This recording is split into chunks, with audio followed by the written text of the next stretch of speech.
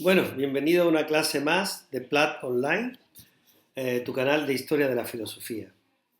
Bien, hasta ahora habíamos realizado el comentario del primer texto que tenemos que comentar de Descartes, el discurso del método, que únicamente se reduce a explicar las 4 reglas del método, que si recordáis era la regla de la evidencia, el análisis, la síntesis y la enumeración de todo ese proceso.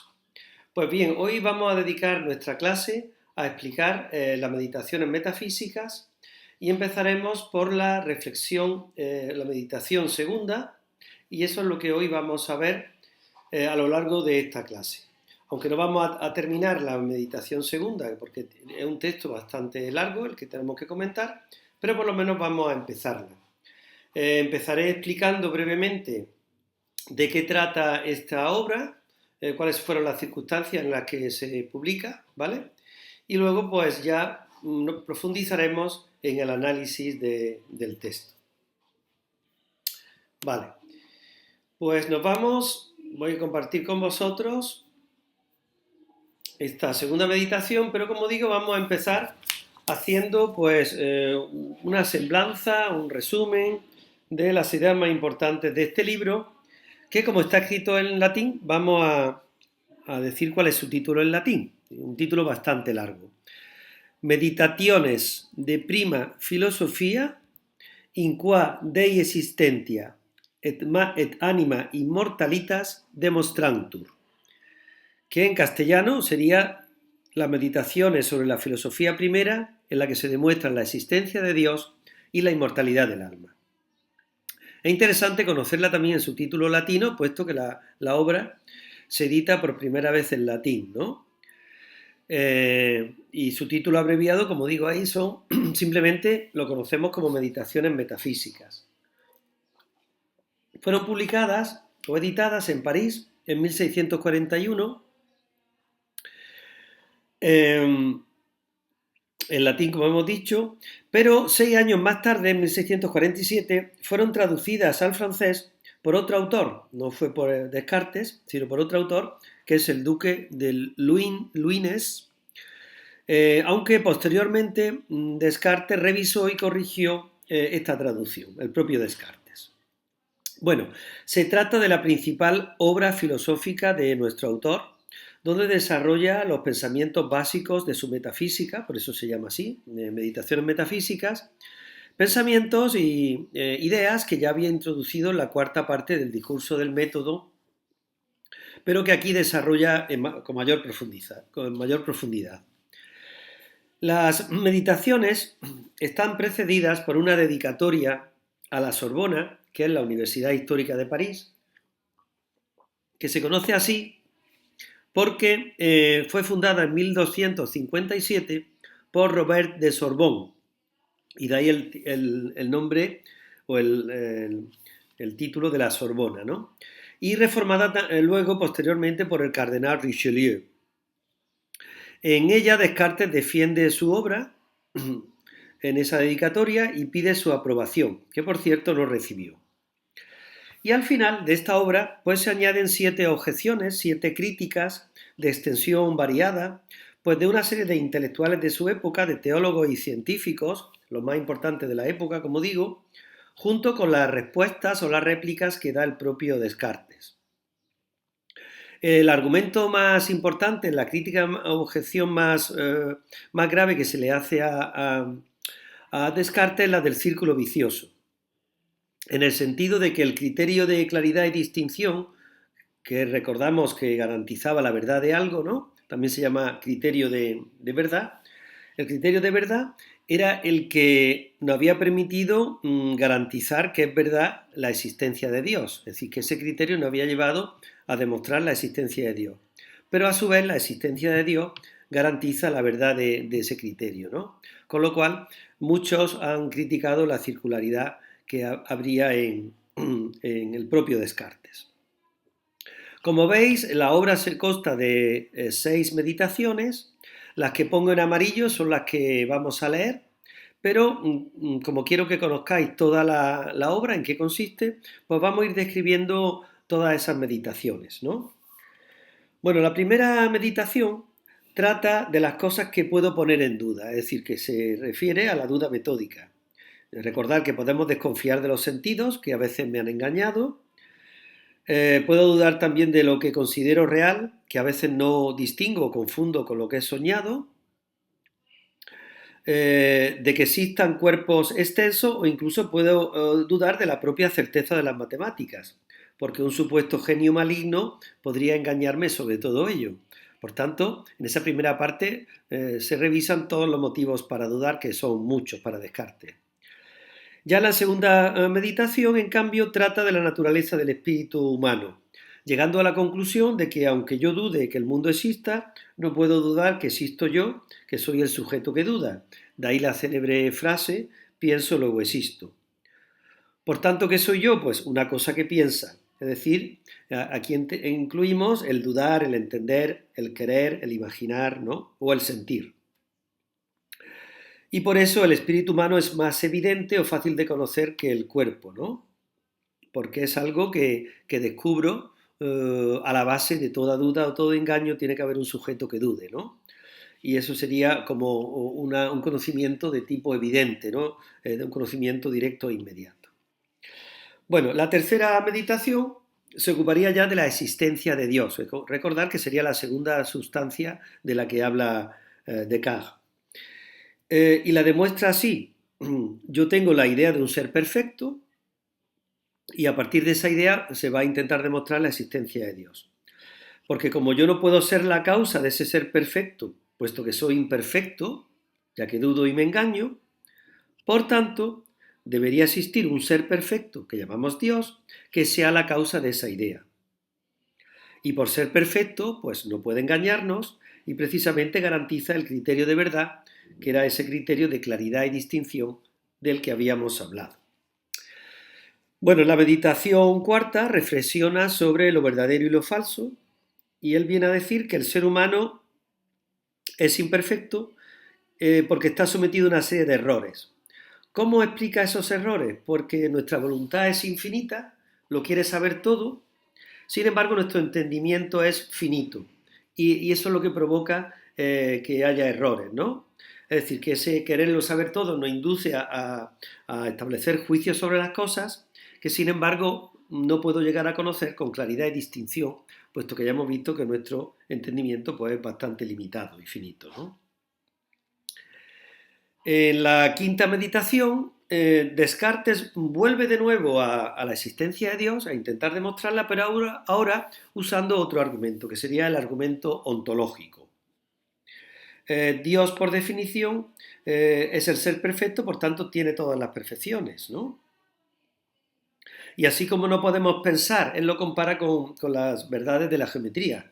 Dice, así como no podemos pensar un triángulo sin que sus ángulos sumen 180 grados, pues esa propiedad es inseparable de la esencia del triángulo, pues tampoco podríamos pensar un Dios, que es un ser perfecto, sin atribuirle la existencia, puesto que la existencia es una perfección, y por tanto Dios tiene que existir, porque digamos la esencia de Dios incluye la necesidad de su propia existencia, porque la hemos definido como un ser perfecto. Y finalmente, en la sexta meditación, que también vamos a tener ocasión de leer, se prueba la existencia de las cosas materiales y trata también de la distinción real, y no solo pensada, entre el alma y el cuerpo. Es decir, entre la cosa pensante, la res cogita, es decir, mi yo pensante que es indivisible, y la res extensa, que sería la cosa divisible, ¿no? Pero bueno, todo esto tendremos ocasión de explicarlo un poco con más detalle cuando leamos el texto de la meditación sexta. Entonces vamos a empezar hoy con la meditación segunda. Voy a poner esto lo más grande que pueda para que se vean bien la lectura, ¿no? La meditación segunda, recordad que lleva por título de la naturaleza del espíritu humano y que es más fácil de conocer que el cuerpo. Empiezo leyendo lo que dice Descartes.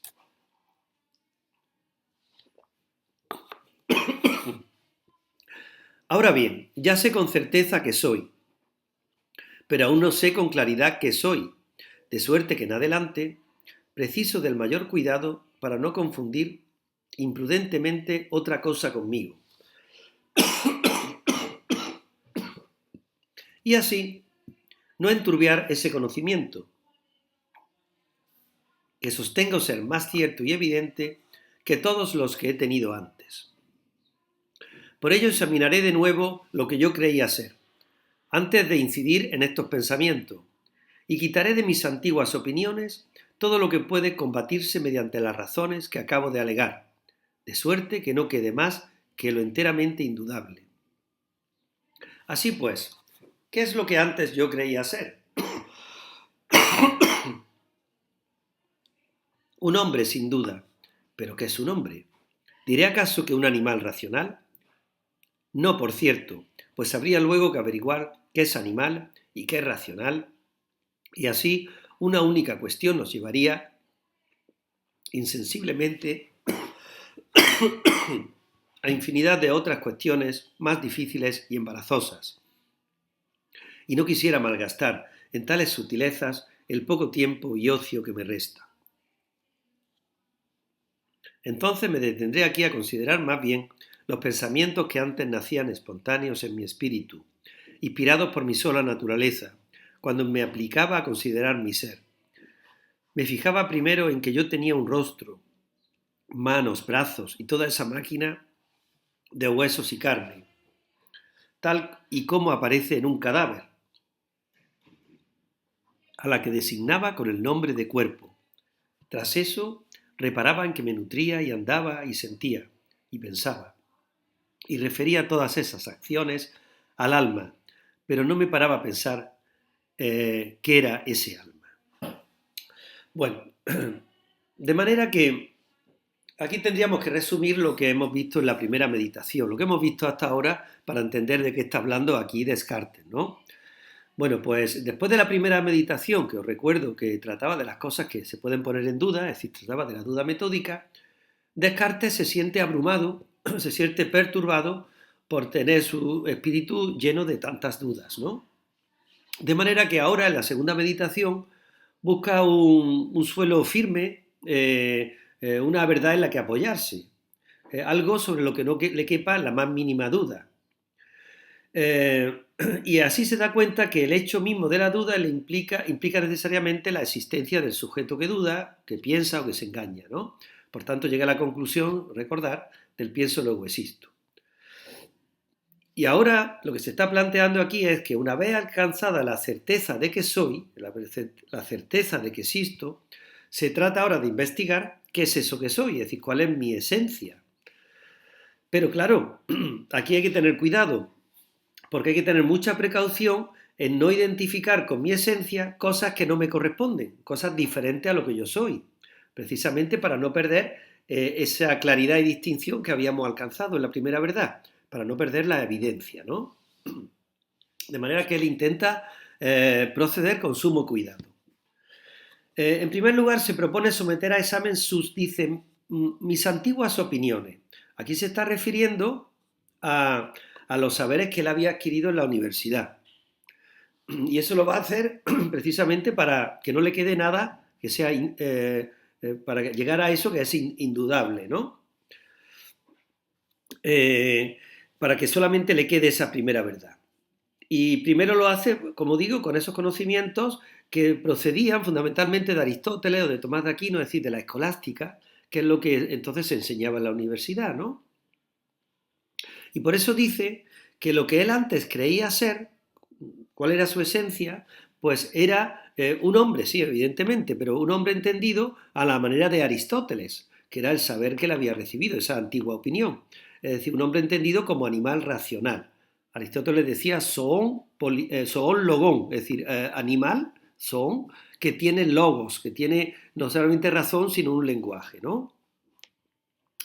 Pero claro, él dice aquí, esta línea de investigación no me interesa y la descarta por completo porque dice que le enredarían innumerables cuestiones, una cuestión le llevarían a otra y en tantas sutilezas que malgastaría su tiempo y no tendría tiempo para hacerlo. Por tanto, descarta la definición aristotélica del ser humano. Y en cambio, prefiere partir de su propia naturaleza, inspirado en su naturaleza, ¿no? En su ser mismo, darse cuenta de que, bueno, está constituido por un cuerpo y por alma, que cuerpo y alma que tienen caracteres diferentes, y a partir de ahí va a intentar definir cuál sería su esencia, la esencia del yo, ¿no? Teniendo en cuenta también otro dato interesante que aparece aquí, ¿no? Que quiero comentarlo, que ese cuerpo que me constituye también, que forma parte de mi esencia, es algo inerte, es una máquina de huesos y carne, o aparece como un cadáver, ¿no? En cambio, el alma, vamos a ver que es otra cosa bien distinta. Vale, y seguimos la lectura de la meditación segunda. Habíamos dicho en el texto anterior, vamos a recordarlo. Tras eso reparaban que me nutría y andaba y sentía y pensaba y refería todas esas acciones al alma, pero no me paraba a pensar en qué era ese alma. Y ahí nos habíamos quedado. Y seguimos. O bien si lo hacía, imaginaba que era algo extremadamente raro y sutil, como un viento, una llama o un delicado éter, difundido por mis otras partes más groseras. En lo tocante al cuerpo no dudaba en absoluto de su naturaleza, pues pensaba conocerla muy distintamente y de querer explicarla según las nociones que entonces tenía, la hubiera descrito así. Entiendo por cuerpo todo aquello que puede estar delimitado por una figura, estar situado en un lugar y llenar un espacio, de suerte que todo otro cuerpo quede excluido. Todo aquello que puede ser sentido por el tacto, la vista, el oído, el gusto o el olfato, que puede moverse de distintos modos, no por sí mismo, porque hemos dicho que el cuerpo era inerte, ¿no? Sino por alguna otra cosa que lo toca y cuya impresión recibe. Y ahora lo aclara. Pues no creía yo que fuera atribuible a la naturaleza corpórea la potencia de moverse, sentir y pensar. ¿Ves? Eso requiere más bien, pertenece al alma, ¿no? Al contrario, dice, me asombraba al ver que tales facultades se hallaban en algunos cuerpos. Pues bien, ¿qué soy yo ahora que supongo haber alguien extremadamente poderoso y, si es lícito decirlo así, maligno y astuto, que emplea todas sus fuerzas e industrias en engañarme? ¿Acaso puedo estar seguro de poseer el más mínimo de esos atributos que acabo de referir a la naturaleza corpórea? Me paro a pensar en ello con atención. Paso revista una y otra vez en mi espíritu a esas cosas y no hallo ninguna de la que pueda decir que está en mí. No es necesario que me entregue a me entretenga, en recontarlas. Pasemos pues a los atributos del alma y veamos si hay alguno que esté en mí. Los primeros son nutrirme y andar, bueno, y luego continúa el texto. Pero bueno, vamos a ver lo que ha dicho hasta aquí, ¿no? Fijaros, ¿qué entiende Descartes por cuerpo? Lo dice muy claramente. El cuerpo era la res extensa, la cosa extensa. Por tanto, sería todo aquello que está delimitado por una figura, es decir, que tiene una forma, que ocupa un lugar en el espacio. Evidentemente, si ocupa un lugar en el espacio, excluye de ese espacio a todos los demás cuerpos, ¿no? Y que es perceptible por los 5 sentidos, ya lo hemos visto, y que puede moverse de distintos modos. Todo eso sería el cuerpo. Aquí lo que llama la atención, como dijimos anteriormente, es que el cuerpo no se puede mover por sí mismo. No tiene capacidad como la naturaleza de Aristóteles, que se movía por ella misma, sino siempre por alguna otra cosa que lo toca, ¿no? El texto, tal como vimos en la página anterior, en la diapositiva anterior, se compara más bien con una máquina o con un cadáver. Es decir, que en realidad sería una materia inerte, una materia realmente carente de vida. Y esto explica por qué para Descartes las funciones de nutrirse, de andar o de sentir no pertenecen al cuerpo, pertenecen al alma, ¿no? Pertenecen al alma. Luego veremos por qué. ¿Y ahora qué es el alma? Pues dice él, yo no sé decir qué es el alma, pero tiene que ser algo bastante raro, bastante sutil, que no se pueda captar por los sentidos, ¿no? Y lo compara, porque así se ha hecho a lo largo de la historia de la filosofía, o bien con un viento. Fijaros que la palabra alma en griego, de ahí viene la palabra psicología, ¿no? Que es la ciencia del alma o el tratado del alma, psico, viene de psige. Psige es el soplo o el aliento vital, que es el que toma el bebé cuando viene a la vida, y es el último que se va cuando nos morimos. Por eso cuando alguien fallece se dice que exhaló su último aliento, ¿no? Entonces eso sería el alma. Puede ser una especie de soplo que nos da vida, una llama. Recordar que para Heráclito el alma tenía que ver más bien con ese fuego logos, que es una razón, pero que ese logos estaba conectado con un elemento ígneo, ¿no? Con un fuego interior, o incluso se podría comparar, dice Descartes, con el éter. El éter tiene una larga historia, pero viene de Aristóteles. El éter era el quinto elemento que existía. Recordar que para los griegos habría 4 elementos: agua, tierra, fuego y aire. El quinto elemento era el éter, que era un elemento del que se componía el mundo celeste o supralunar, que está por encima de la luna. Y ese elemento también tuvo una larga trayectoria, incluso en la física moderna, porque era un hipotético medio invisible, intangible, que tampoco se conocía, simplemente se postulaba como que podría existir, y que era el que permitía a ese medio que se propagara las ondas de luz, ¿no?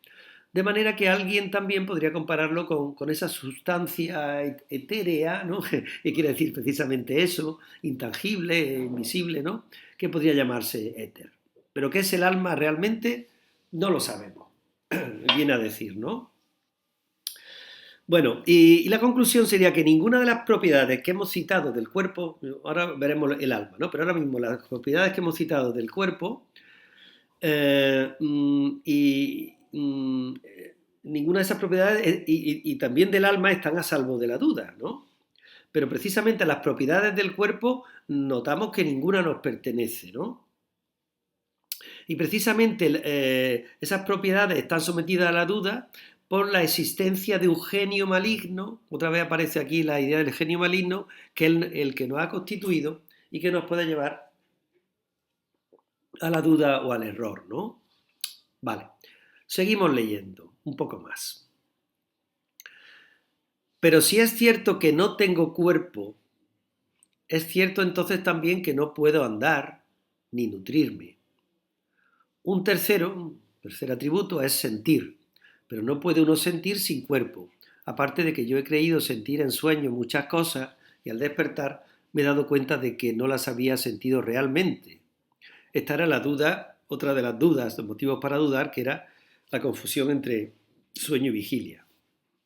Un cuarto atributo, fijaros que todos estos son atributos del alma, no del cuerpo, ¿no? Es pensar, especialmente este, ¿no? Y aquí sí hallo, ahora sí lo dice expresamente, que el pensamiento es un atributo que me pertenece. Aquí sí puedo hallarlo, ¿no? Siendo el único que no puede separarse de mí. Es decir, yo no puedo separarme de la idea del pensamiento.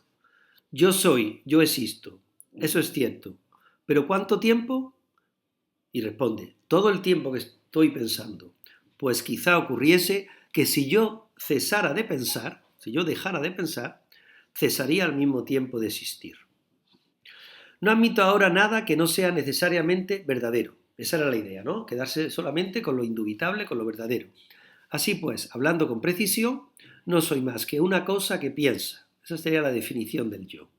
Une chose qui pense, ¿no? Una cosa que piensa, es decir, un espíritu, un entendimiento o una razón. Término cuyo significado me era desconocido. Soy entonces una cosa verdadera y verdaderamente existente. ¿Más qué cosa? Ya lo he dicho, una cosa que piensa. ¿Y qué más? Excitaré aún más mi imaginación, a fin de averiguar si no soy algo más. No soy esta reunión de miembros, llamada cuerpo humano. No soy un aire sutil y penetrante, difundido por todos esos miembros. No soy un viento, un soplo, un vapor, ni nada de cuanto pueda fingir e imaginar, puesto que ya he dicho que todo eso no era nada. Y sin modificar ese supuesto, hallo que no dejo de estar cierto de que soy algo, ¿vale? Aunque no sea nada de eso, sí que sé que soy algo, que existo. Pero ¿acaso suceda que esas mismas cosas que supongo no ser, puesto que no las conozco, no sean en efecto diferentes de mí a quien conozco? Nada sé del caso. De eso no disputo ahora y solo puedo juzgar de las cosas que conozco. Ya sé que soy, eso es lo único que puedo decir, que conozco. Que soy, ya sé que soy, y eso sabido, busco saber qué soy, busco saber mi esencia. Sé que existo y ahora busco saber cuál es mi esencia. Bueno, fijaros que aquí Descartes está distinguiendo 3 funciones o tipos de alma, que son las que distinguía Aristóteles en todos los seres vivos y las 3 se dan también en el ser humano. El alma vegetativa, o la función vegetativa, es la de nutrirme, y eso lo compartimos con animales y con plantas, la necesidad de alimentarme como ser vivo que soy. La sensitiva tiene que ver con todo lo que sea la interacción con el entorno. Necesito sentir las cosas del entorno, pero también poder desplazarme y andar pues para relacionarme con ese entorno, ¿no? Entonces ahí estarían las funciones de sentir y andar que solo compartimos con los animales. Y la última sería la racional, que sería la función de pensar, que sería la única específica del ser humano. Pues bien, las primeras 3 funciones, dice Descartes, nutrirme, sentir y andar, no están propiamente en mí, están en mi cuerpo. Pues sin él, sin el cuerpo, no podría hacerlas, ¿no? Necesito el cuerpo para todo eso. En cambio, dice él, el pensamiento es diferente, porque es un atributo que sí que me pertenece. Pertenece a mi yo, a la esencia de mi yo. Lo otro serían funciones propias de la vida del cuerpo, ¿no? Pero lo que tienen que ver efectivamente con el alma, ¿no? Pero que no pertenece a mi esencia, a la esencia de mi propio yo, ¿no? Lo que pertenece a la esencia de mi yo precisamente es que soy una cosa pensante, el atributo del pensamiento. Y esa cualidad, ese atributo no se puede separar de mí. De manera que en esta última función del alma, Descartes pues encuentra la única premisa para deducir mi propia existencia. Hasta el punto de decir que yo existo en tanto que pienso y todo el tiempo que esté pensando. Pero dejar de pensar, dejar de tener actividad cerebral, sería como morir, ¿no? Sería realmente la muerte. La muerte de una persona se puede determinar precisamente cuando cesa su actividad mental, su actividad cerebral, y el monitor se pone en electroencefalograma plano, ¿no? Porque lo que me define, y eso indica que precisamente lo que define la vida del yo, sería la vida del pensamiento. Por tanto, el pensamiento sería el único rasgo seguro de mi condición humana. El ser humano, por tanto, es una cosa que piensa, es un espíritu o un entendimiento. Y por el contrario, yo no soy un cuerpo, no soy esta reunión de miembros que tengo, ni un alma tampoco, tal como hasta ahora se ha definido, como un aire sutil, como un viento, como un soplo. No, soy un alma en cuanto que piensa, en cuanto que tiene una serie de actividad. En las próximas clases veremos ya en qué consiste esa actividad del alma, en qué consiste pensar. Pero ahora ya lo vamos a dejar porque ha sonado el timbre para la próxima clase, de manera que rápidamente me despido de todos vosotros con la sintonía de este programa, dando las gracias por vuestra atención y esperando que todas vuestras dudas, todas vuestras aportaciones, pues me las hagáis saber a través del canal de YouTube. Y muchas gracias por vuestra atención. Nos vemos en la próxima clase de Plat.online. Muchas gracias.